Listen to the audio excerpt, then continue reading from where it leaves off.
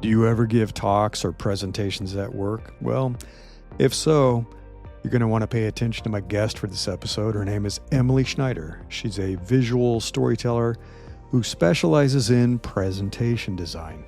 She helps businesses and corporate leaders transform their messages into beautiful and effective presentations that genuinely resonate with their intended audiences. So tune in and check it out.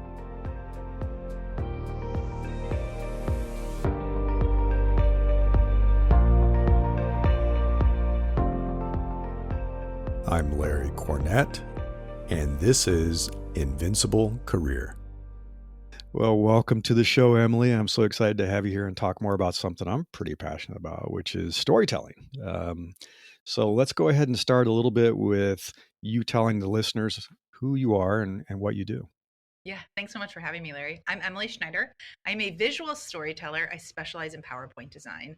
My magical knack is taking complex data and information and creating very strategic and visual impactful presentations that help the presenter and the audience connect better, be more engaged, and in the end, drive business success. I love it. Yeah. Yeah, I think as somebody who spent 20 years or so in the corporate world, dry corporate presentations are the bane of our existence.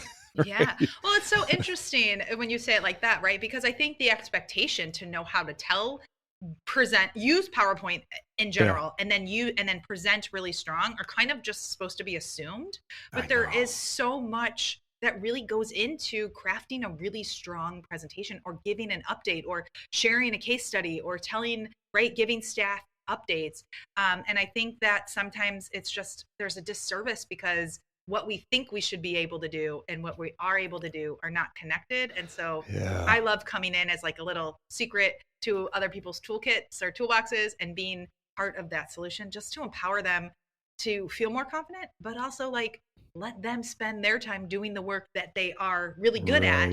Right. And then this is where my zone of genius is. So win-win for everybody.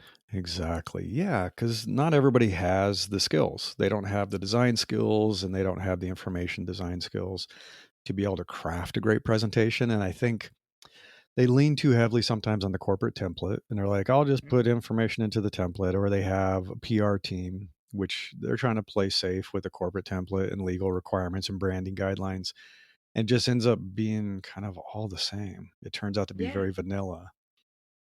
Or they don't even have any strategies to think about how to set it up, right? Or or like when I look at a slide, what am I saying? Just those simple strategic questions. If you're not taught them, you don't even know to ask them. You're just told open PowerPoint, and then now that there's templates, you think having this generic background picture is going to make it more dynamic. And it's not about, it is about what it looks like, but when you're strategic with what it looks like, that's where the power is. It's not just mindless. It's not a bunch of bullet points. No, death by PowerPoint. We all know what that is, right? We're very used to that. I think I got lucky. I had a friend that used to do these kind of happy hours with various startup founders and people who wrote books, and it was in San Francisco. It was John Boutel and Rashmi Sinha. So thank you guys. And so they had, I'm trying to remember his name, but it was a book he had written around presentation Zen, I think was the title. Yeah. Such a insightful book. And his point of try to have one message per slide, and try to emotionally connect with people. And it changed everything about my presentations, where I shifted to imagery that I wanted to evoke the emotion I wanted on that slide, whether it was, we're nervous about competition, or we're excited about opportunity, or whatever it might be, and then lay in like one word or a couple of words and then speak to it. And from that moment on, I think my presentations completely changed and elevated. It was no longer bullet point, bullet point, bullet point. And you were probably more confident as a presenter too, right? Like you felt better. Oh, yeah. Just having that power. I always preach there's 3 things to think about. There's so many details, but if only the things that anybody remembers are simplicity, consistency, and intentionality. And if you can apply that to your story overall and as an individual slides, and think about less is more, being consistent, treatments with colors, with just the approach, and then being intentional to your point of what I'm putting on there, there is so much power. But until I don't know, Yeah. knowledge is power, right? So if we don't know what we Right. don't know, Right. that's like the Yeah, biggest, that's what exactly. I'm not learning. Exactly. But yes, being open to understanding something different, I think helps us just I think it do better in does. other things. And I'm sure you do this too. It's probably one of your first questions when you work with people is like, who's the audience for this? Yes, You know, actually. what So are they expecting? I break it down to 4 parts, or my 4 tips, and we can go into details where you see. But I think it's helpful just to like level set. Like my 4 tips to making impactful presentations are knowing your objectives and your audience. Right? What do you want them to think, feel, Yeah. and do? And also understanding where and how this message is going to be perceived. That's the Yeah. benefit about a presentation is it's more of a one-to-one conversation. Marketing is where you share something and you don't know where that Right. person is or how that information is going to be digested. So yes, starting with knowing your objectives and understanding your audience, because also understanding your audience tells you how much detail you need to put in Right. and what Yeah. and Yeah. what that objective is, right? And then it comes down to crafting a compelling narrative. I am not a content writer, but I love refining content and crafting Mm-hmm. that narrative, setting yourself up for success with setting expectations, telling the audience what you want them to do at the end, right? Right. Reminding them and being not being overly repetitive, but making sure that you summarize things so that it can click. Then it comes the Right. visual, beautiful story once you kind of have your outline, right? And we talked about simplicity, consistency, intentionality. Right. Right. Less is always more, streamlining things. Um, yeah, no, you don't, one, I say 2 to 3 things per slide, but yes, one is ideal.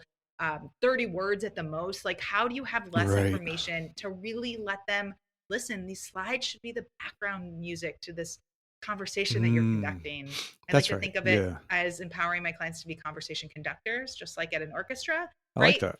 that. The conductor will stand up on stage and he tells the sections and the musicians when to play, how loud, how soft, and as an audience, you are embraced and covered in this harmonious, beautiful experience, right? And you usually Right. create an Yeah. emotional connection because it's Yes. personal, but you put the pieces together.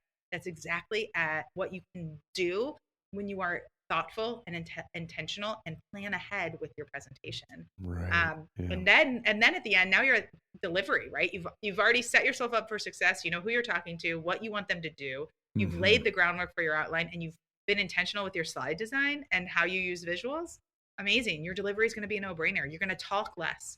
You're going to connect more. True. You're going to Yeah. build that trust, that credibility, and in the end, you're going to create more of an impact. And people are going to remember how you made them feel and what things looked like versus Yes. I was confused. I think I can't ever not share my favorite stat that we're 65% more likely to retain information when it's visually designed. So to your point, Oh, when interesting. you I like that. said Okay. you presented based on what you wanted people to feel, you picked imagery and then Right. support it with simple words, right? They remember that because there's something really impactful. And visuals don't have to be pictures or illustrations. Right. Yeah. They can be data charts. They can be words that are designed really beautifully and Right. simply Yeah. because there's so much impact. Again, when you're death by PowerPoint is where you put your whole entire script on a slide Yeah. and you expect people to not read ahead and to listen to what Yeah. you're saying. Seriously. All of a sudden, I am in no man's land and I am getting out a random game on my phone because I can't focus, right? Yeah. But when you Yeah. have the support and when you think of your slides as this beautiful, harmonious background music to your presentation, you kind of are also able to touch all different types of learners. And Right. I love that. Yes. Yeah. I think it's the last thing you want is people reading and looking at your slides and not paying attention to you, Hmm. which Or is jumping ahead, it's right? horrible, or jumping Yeah. way ahead. Yeah. Yeah. Right. Because we naturally, right? Like I Of also kind course, of we like read geek out about faster, right? we read faster. I geek out about the neuroscience, right? We're used to this attention seeking economy. So if you give me something to look at and it's not focused or it's not built right, I'm gonna go ahead, right? And then I'm gonna Yes. start this own tangent of like, well, what does that mean? Or like, why is that relevant? Or this is too much information, I'm gonna check out. And so again, when you can Hmm. lead that conversation and you focus exactly on those 2 to 3 details per slide, more slides, less on a slide, go for it. See what Right. happens. Right. Get your audience to follow along exactly as you want. So in the end, you're right where they're in the sweet spot. They're going to make those decisions they need Yeah. to know. They have all the information, or even better, the questions that they ask and the conversation that you engage with them afterwards is so much more meaningful and impactful. Yeah. I tell my coaching clients that your presentation is a performance. It is art. It's an art form. Yeah. And that I used to have a PR team when I was an exec, and they always wanted to do my slides for me. I was like, no, nobody does my slides. Mhm. Because much like you were just talking about, they would just put like 20 bullets on the page, and it's like everybody's reading. And I said, no, I'm not going to do that. I want to reveal one piece of information at a time, and it's going to Mhm. have builds and it's going to have timing. And I'm going to practice that. And if it's off, it screws up my entire presentation. So I didn't let anyone do my slides or touch my slides because they didn't understand that I actually rehearsed the timing and the fades and the everything down to the Yeah. second, because it's performance art. It really does feel like that. And I think a helpful thing for me was looking at some of the best performers. And so I would watch like JFK's speech, Martin Luther King, I love President that. Obama, Yeah. and you go and comedians. So I would watch comedians, and their timing is impeccable, the good ones, Uh-huh. right? Yeah. Right. So Yeah. you learn from that. You're like, oh, interesting. You like add that 5-second pause where you just look at the audience. The rule of threes with comedy, which I think probably goes into what you were just saying earlier. It's like you got to remind people, and there's this rule of threes that something becomes more impactful and funnier the third time it's mentioned, kind of a Oh. callback. But if you go 4, it's too far. It's not funny anymore, Uh-huh. right? And it's interesting. I've been observing that, and the best comedians, they do this rule of threes where it kind of comes back later in their show the third time they mention something, and the audience loves it. They love it. I love that, Larry. I find that like it's so true, right? Again, we think I try to empower my clients, but I think it's like it's so natural in life that you think you should know everything, right? And like I'm supposed to know Right. how to do this, or why can't I present? I What's can wrong talk with to me? Why people. don't I know how Yeah, to I'm an do this? extrovert kind of thing. But the fact is like I love seeking outside influence to Hmm. become a better person or to be better at a craft or a skill, and finding synergies in that. For Right. me, Yeah. like it was opening up the world of books because I was always working, and I was like, I don't have time to read. And I was like, no, if I make 5 minutes a day to read, there's so much insight, or there's so much, yeah, Right. flow and learning, or just taking time to get away and remove myself from my work gives me opportunity to actually like unconsciously think about things in such different ways. So I love that. I think we can always learn and grow, and you can tap into Yeah. outside things that aren't, that are relevant but not the exact same. There's a lot of growth there and potential. That's really cool. I'm gonna start watching more comedy for sure. I love that. Yeah. It's actually the best comedians. I'm like, wow, there's so much to learn from these people. So speaking of influence, your past life, you were an art director, a creative director, a director of brand strategy and marketing. So I can see where that fed into your ability to do what you do, which Yeah. you're very good at that. And then you at some point decided to start this consulting practice. So how did you decide that, and when did that come into your life? Yes. So I was always working for somebody else, and then in 2019 I actually got laid off, and I was 8.5 months pregnant.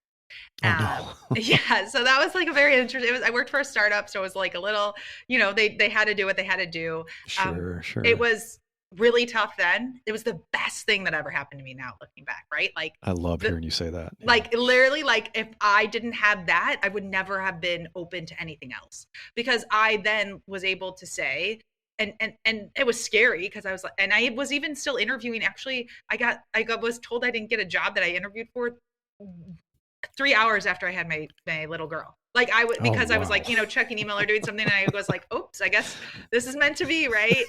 Kismet. Like I of course I don't want this job. I just had this little baby girl. I want to be home Oh with her. wow. Yeah. But I had a mentor that reached out to me and was willing to kind of take a risk on just being a general freelance creative, right? As a creative, there is opportunity to be freelance.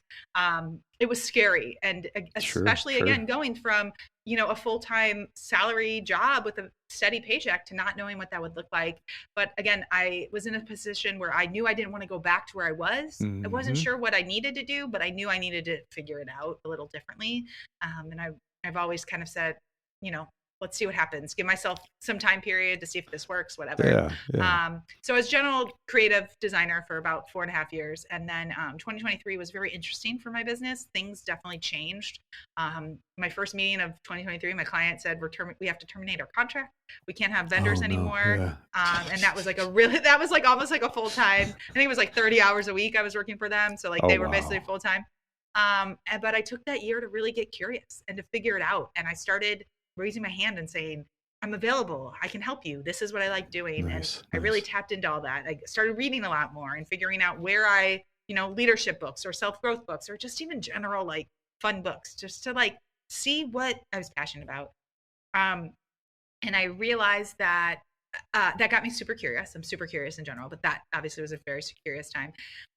And I also just had some good reminders from people close to me and my husband who said, like, it's just a time period. It's just a season. This isn't forever, Right. right? Like, Right. you're gonna Yeah. figure it out. And eventually I was like, okay, if I get to here and it's still not working or my income keeps going down, like we'll go back and find a job. Yeah. And then I realized what I love doing and where I shine and where I have so much fun and I want to Mm-hmm. keep working. And it was in presentation design. And I was like, well, how am I going to let people know that this is what I want to do? And I Googled Right. something and I found she's now my business coach, but I found a course. And I was like, there's a community of people that do this. And there's a way that I could build a website so I can start sharing about it. And I just bet on myself and said, That's so I cool. know I love doing this. This is where I shine. And I love that it helps me empower to do things for other people. I love helping people. I love helping them Right. shine Right. better, be more confident, right? But this avenue let me be part of that solution. I wasn't just coaching people to do it. I was doing the work with them. And Right. that Right. collaboration, again, it fuels my soul and it makes me shine. And I just believe that like when you're happier and you do the work that you love, it's so easy to keep Yes. growing it.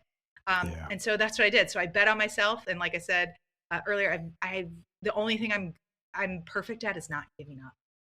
And I've realized that, Persistence. yes, and I've realized that, and I'm scared of failing too. Like I'm scared of staying still and I'm scared of being basic and boring. And so those fears with the ability to be perfect and not giving up, right? Like I'm flipping all these crazy things on their Don't worry, head. you're not boring. You're not boring. Okay, great, thank you. But anyway, so I in January I officially like relaunched myself as this niche, and it was a little scary, right? Like again, I used to Sure. look at PowerPoint and have this like negative feeling for it, especially as a creative person, right? I was like, nobody Yeah, likes right, PowerPoint. right.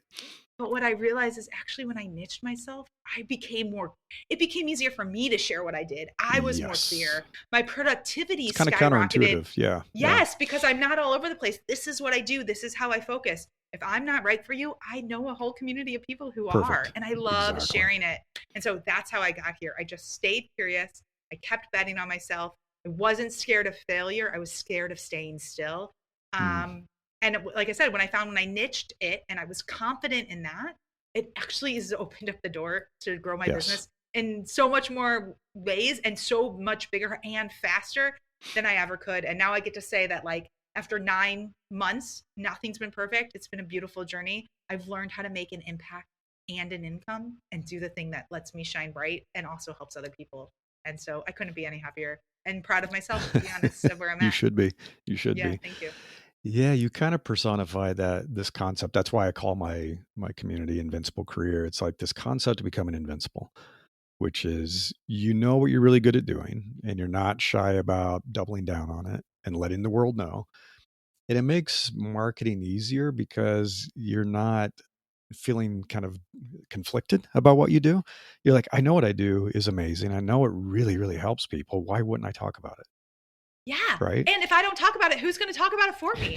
Yeah, I was going to talk about Right? it. Like I have young Yeah, kids too, so I'm trying to empower them. Like if you don't say something, who's going to know? If I don't tell you I love you, how do you know I love you, right? Like it's right, that right. simple.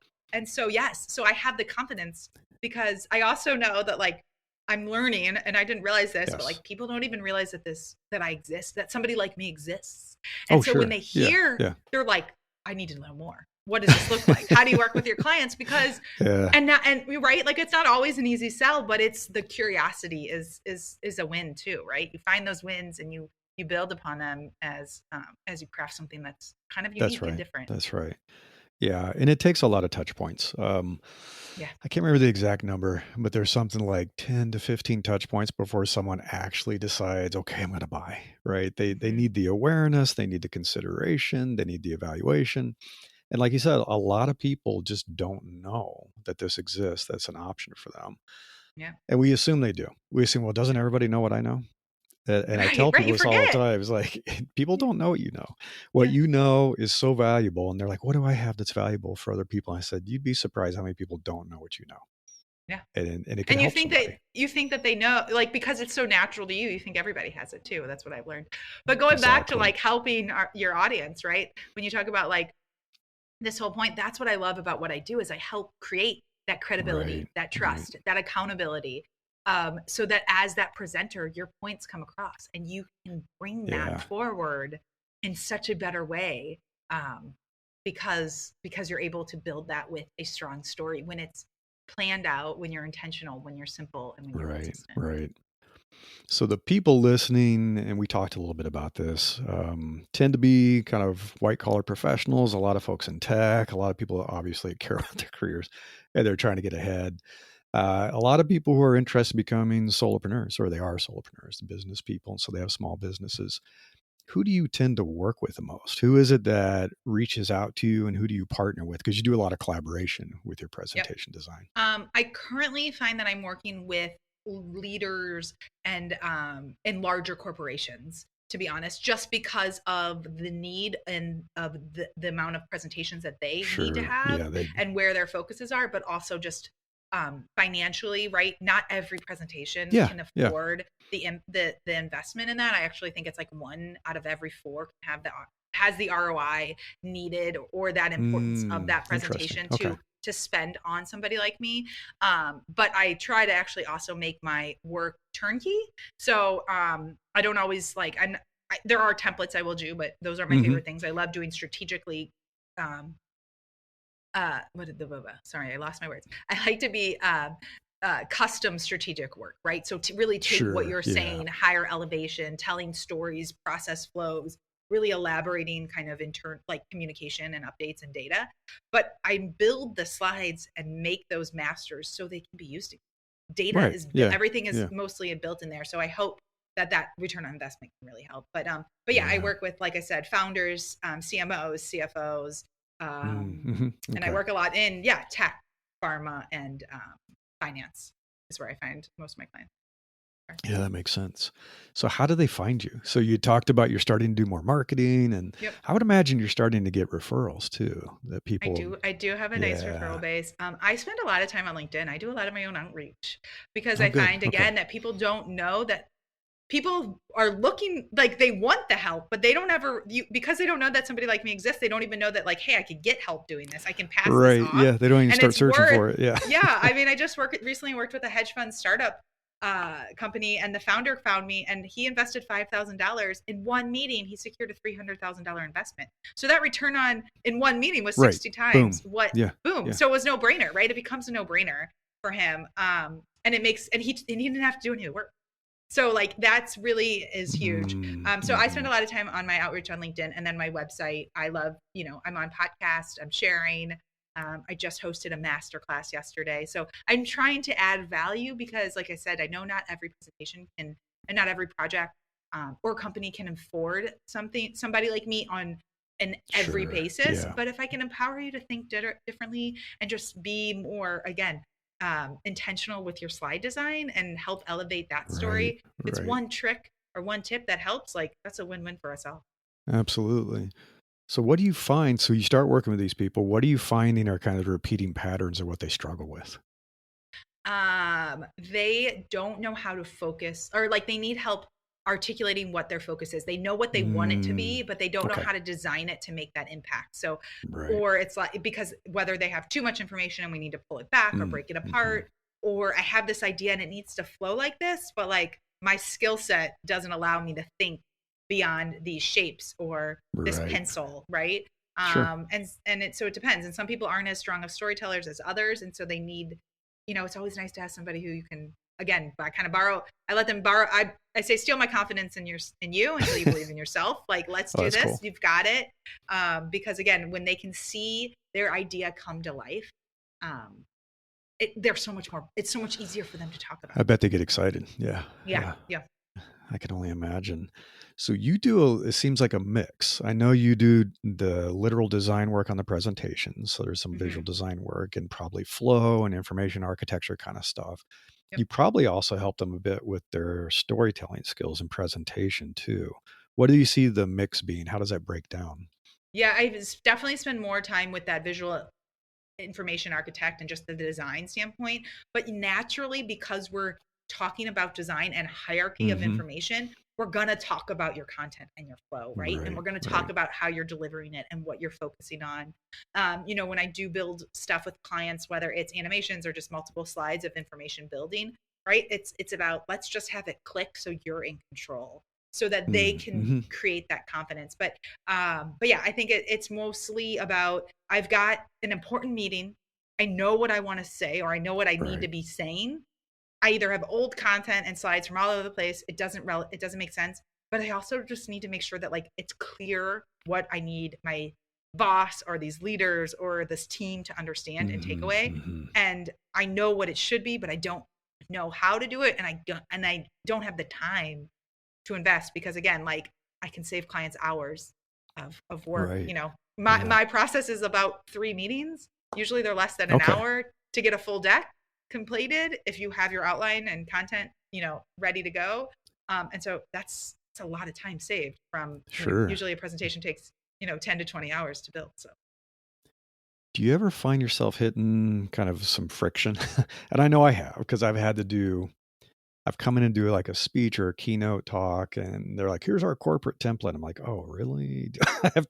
I have my own style. And like, we really need it in the corporate template. yeah. Do you ever find some friction between your need for freedom of expression and a corporate template that they're providing you with? I mean, sure, but I always think of those as opportunities, right? Oh, okay. As a creative problem solver and just thinker, I like to say I push the boundaries. Yeah, There's I a rubber bet. band, right? And I push it until it breaks. So, but again, clients usually come to me and say, we have this template. It needs to feel part of the brand, but yes, let's push it. Let's make it Okay, feel different, good. because the information is important. If they're like, this is just straight up, we need you to put this in the template, to be honest, I usually am not the right designer for them, Yeah, and I mean, that's why usually would they do that? established. Yeah, And, yeah. and why would they hire and pay for me to do that per slide, right? And again, that's where I love referrals. If I'm like, this isn't it, because at that point, usually budget is like going to be more limited, right? When they're more Sure, rigid, their sure. budgets are more rigid. When they have the opportunity to see the benefit of that investment, there's more opportunity with the design too, Hmm. I think. I So bet. I bet. yeah. So I always have to bring this up now, it seems. How do you think AI is changing this? Because I remember I tried this tool. I don't remember the name. I'm not going to bother. And it's a presentation AI tool. And you give it a script and you say, hey, create a presentation for me.